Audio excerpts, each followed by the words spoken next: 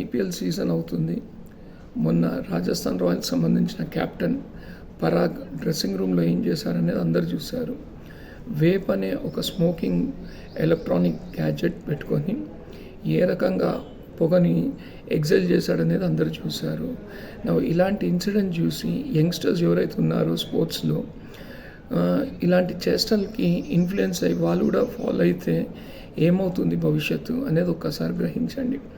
So already board has taken a decision. Not only board, I request even the Rajasthan Royals మేనేజ్మెంట్ని కూడా action తీసుకొని, ఆ action ఎలా ఉండాలి అంటే వస్తున్న యువతులు లేదా యువకులు ఎవరైతే ఉన్నారో యంగ్స్టర్స్ ఎవ్వరు కూడా డేర్ చేయకూడదు ఇలాంటి స్టెప్స్ చేయడానికి. So hope government of India, board, Rajasthan Royals management ఒక డిసిషన్ తీసుకుంటారని ఊహిస్తున్నాను.